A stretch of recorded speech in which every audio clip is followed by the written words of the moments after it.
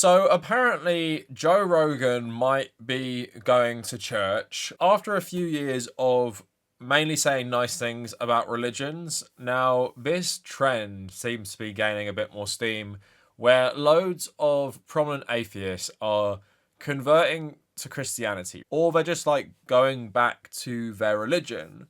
And we've seen that obviously in recent years. Richard Dawkins talking about being like some sort of cultural Christian. We've seen other prominent new atheists say they are converting to Christianity. We even have someone like JD Vance who was like a follower of new atheism before converting to Catholicism. And I just want to talk about like why loads of these prominent atheists are returning to religion. And when you read their reasoning for it, it's never actually about believing in God. It's almost always for cultural or political reasons. It's not that suddenly I felt God speaking to me or I read the scripture and rethought my entire like worldview that actually, yeah, God does exist and Christianity is completely right about everything. No, it's literally like I like conservatism and I like conservative Christianity in America, which is dominating politics again. So I'm just going to lean into that a bit more. That's what it feels like. Now, I have actually spoke about this before, but I want to talk about it a bit more. And I also wanted to give my take about just these people who kind of like presented themselves as intellectuals and would rail against like Christianity in like the 2000s or the 2010s. And now they don't really have a bad word to say about Christianity. Also goes in line with loads of conservatives basically saying Jesus's teachings were like too woke. They're too nice. They're too left leaning. And we shouldn't really listen to them anymore despite being Christians. And I guess all of that just plays into my general problem with religion is that what religion serves as is a tool for the powerful to control the masses, and what religious beliefs you believe in are completely dictated by the powerful group in your society or your country, and that pretty much goes back to the start of Christianity.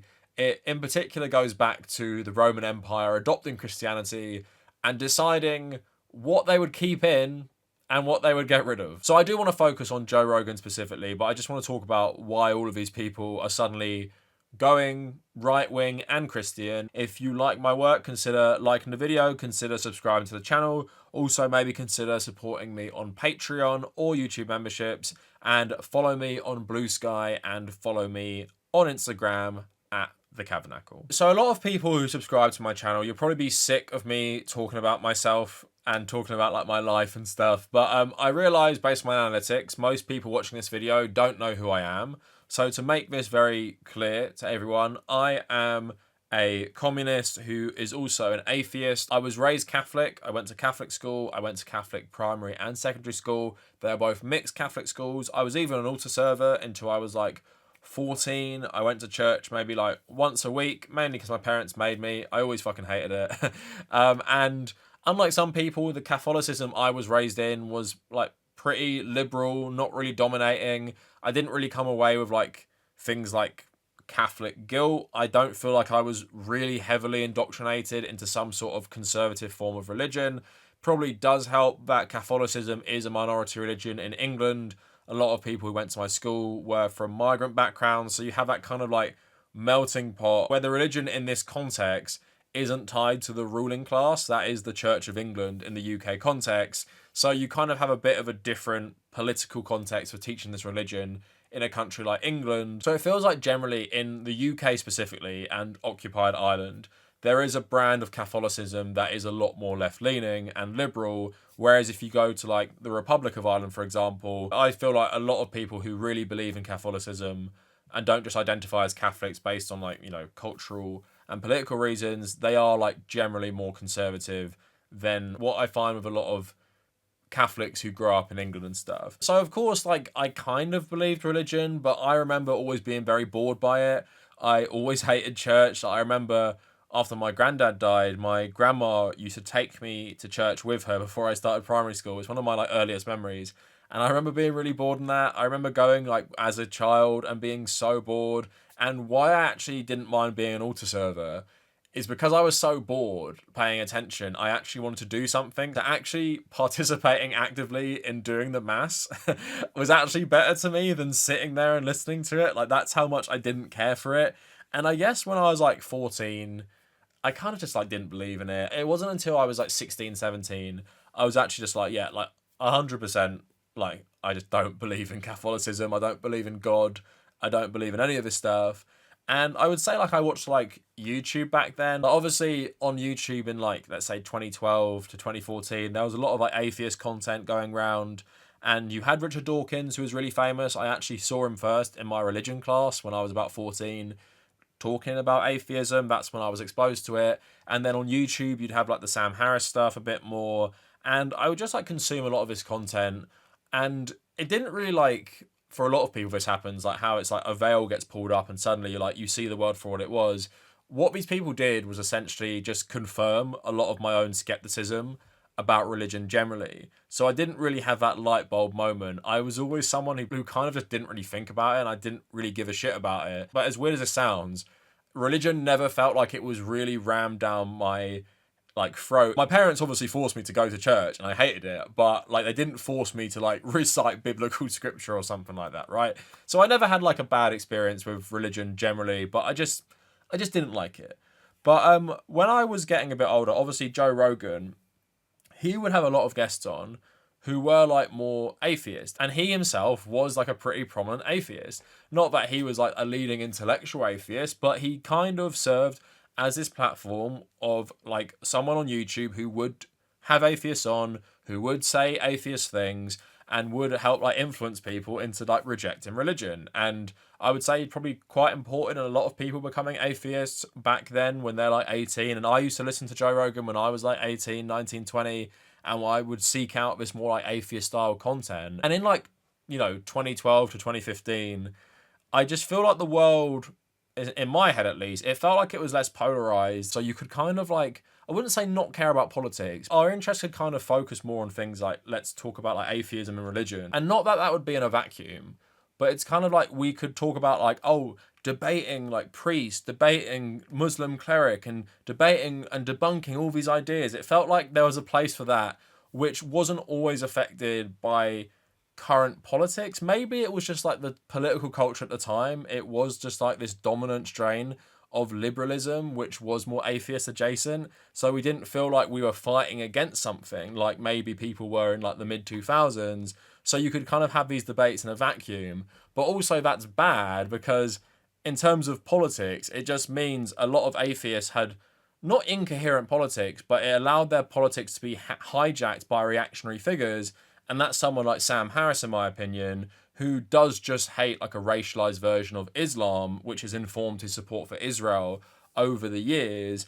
And lots of atheists will get on board with that because you say to them, well, Hamas are more conservative religiously. That means they're the number one enemy, because if you mainly care about atheism, you see parts of Israeli society that are more secular, even though Israel's entire existence is in part based on like religious myth, right?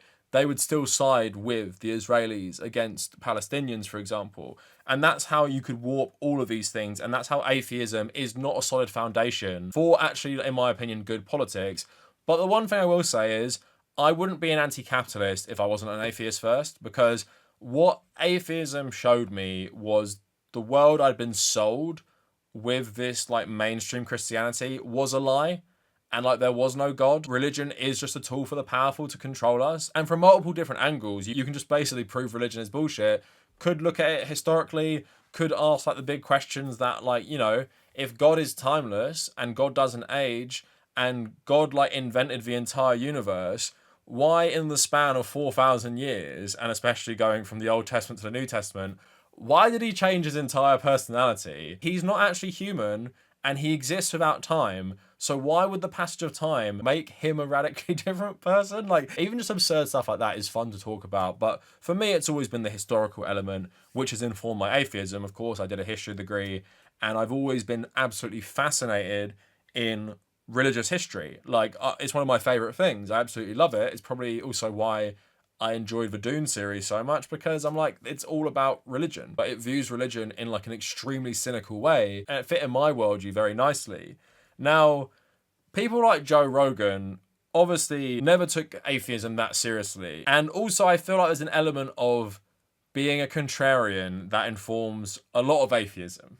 And I'm not immune to that, and I'm not saying I wasn't a contrarian, I'm not saying I'm not a contrarian, But I think now it's sort of, for a lot of people, to be a Christian again is actually the contrarian thing to do now. So we can't ignore a lot of these atheists are pivoting to the conservative side, and it just helps to sell their political conversion. Like Russell Brand as well has become a born again Christian. I mean, we all know why he did that, but that's kind of part of it as well. To be more accepted and to say that everything you did before was bad, just say you're like born again in like Christ's light or some shit like that. But I can't play any clips, but here's some of the things Joe Rogan has been saying recently. So he said this year.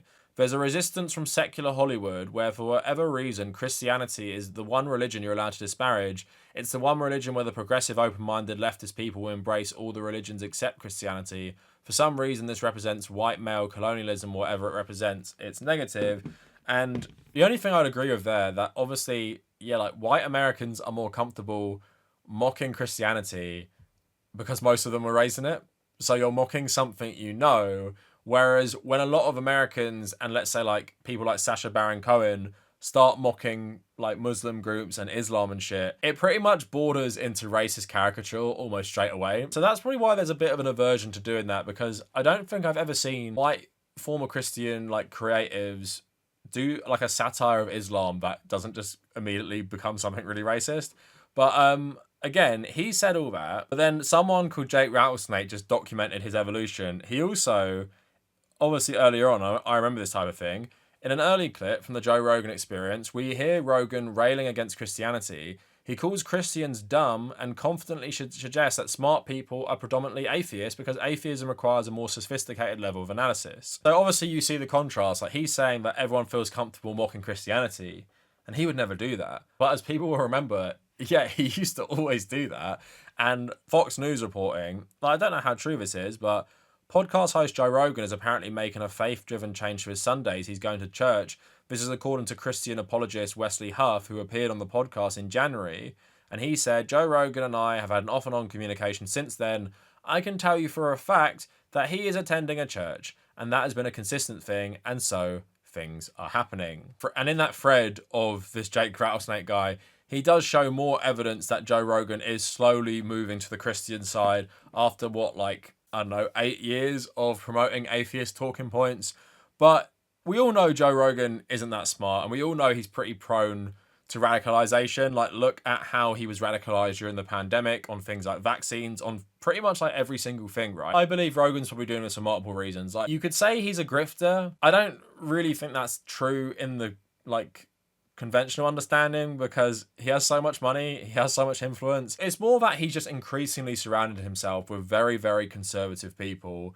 And if you're going to do that, you're going to be surrounding yourself with way more religious people. And when you're getting into more like alternative health stuff, you do find a lot of like more spiritual people. So if you could package this to him in a certain way, you can understand why he might start saying like, I'm a Christian now and shit like that. I would even be surprised if he comes out on his podcast and says like, I believe in God now. And we're going to get into that. For a lot of people now, being Christian is a reactionary thing against left-wing elements in society and just more tolerance in society. A lot of people hide behind their bigotry by just saying they're religious, and that's why that's attractive to a lot of people, because you can just say that, well, oh, your God told you that. My religion tells me that, so I have to be a bigot against trans people, right? That's just what God says. I think New Atheist attraction to cultural Christianity just fundamentally shows there was just so much racism in the movement generally, and a lot of the New Atheist thinkers are personally racist themselves, because now they're being attracted to Christianity while not believing in God, because they hate Islam and they hate left-wing people, and they see us all as part of this like mob who are going to destroy Western civilization.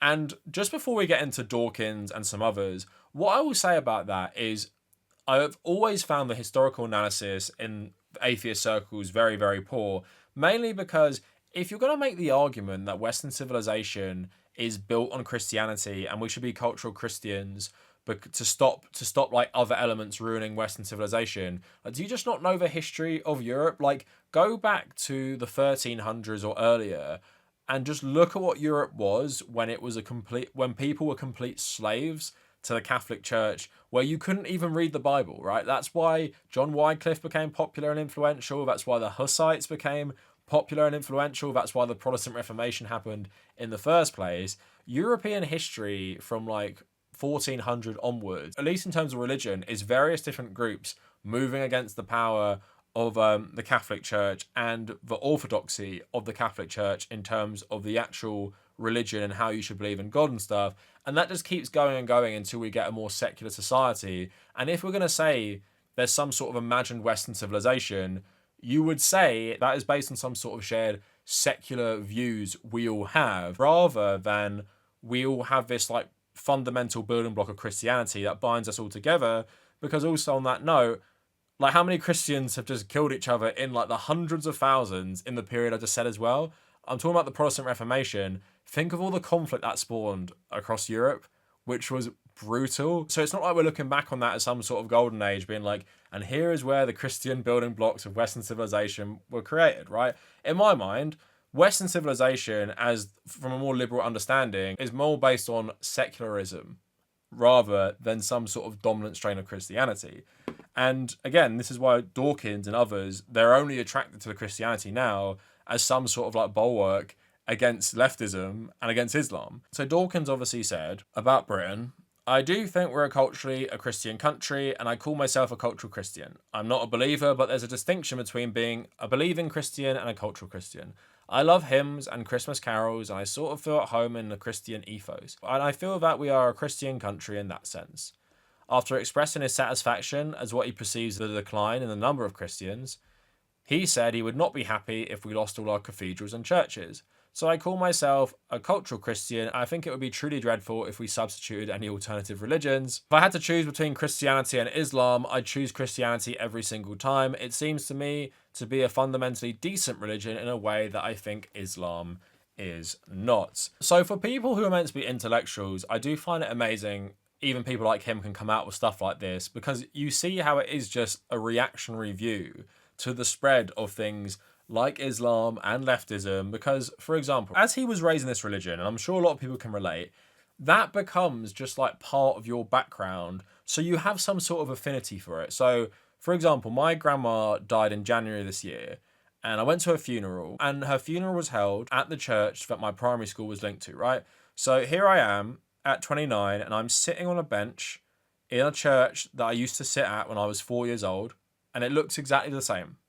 And there's something nice about that. There's something nice about this thing being there the whole time, and it never changes, and here I am. And I was here just after my granddad died with my grandma. Now I'm here at her funeral, and it's exactly the same, and you can understand why people like that. I've been all around Asia, and I've found Catholic churches like in Korea, in Vietnam, and you see it and you recognize the architecture, you go inside and it evokes that memory. It evokes the memory of that Catholic church where my grandma had her funeral, where I was as a kid, and you have that nice memory because if you had an okay experience of religion, you just relate to your child self in that environment where it's like peaceful and quiet, right? But you can't confuse that with, well, that's better than all the other religions because I personally had an okay experience of it. Because he's talking about Christianity as a fundamentally decent religion. If you grew up in like Uganda, in a territory ruled by Joseph Kony, you're probably not going to think Christianity is a wonderful religion. If you grew up in any of the variety of cults across America, which have a whole host of problems, you're not going to think Christianity is a decent religion, right?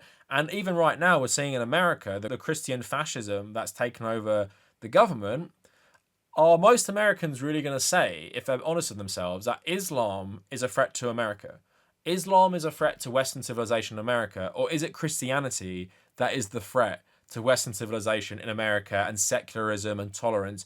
What is the threat in America? So again, it's all based on context. Like, yeah, if you grow up in a country that has a radical strain of Islam, like taking over, you're probably going to say that Islam is worse. Islam is a bigger threat to you. But if you live in somewhere like America, which has less Muslims than England itself, it's pretty clear in that context what religion is actually worse to the country. And that's because religion is just a tool of the powerful groups or even political movements, especially for Christianity and Islam. There's no one strain of it spread across the entire world where you could criticize it in an equal way. And obviously, when he's saying things like, I think Christianity is decent and Islam is bad, it's based on caricature and it's based on stereotypes, because I don't think a lot of the women losing their rights in America and a lot of the LGBT community losing their rights in America right now are probably going to say to you that Christianity is a fundamentally decent religion while Islam is a terrible one. We're seeing there the reactionary mindset that leads people into fascism. He's just saying, I liked what I was raised in, I don't want it to change, and that is actually better, and we should protect that against the leftists and against Islam, right? It's essentially just a vehicle for his racism. And here we have another person articulating it. So Ayn Hirsi Ali is obviously like another famous atheist in like the new atheist sphere who used to be Muslim. But then she wrote an article in November 2023 where she said she's converting to Christianity, but she's not actually expressing a belief in God. So she says, what has changed and why do I call myself a Christian? Part of the answer is global. Western civilization is under threat from three different but related forces.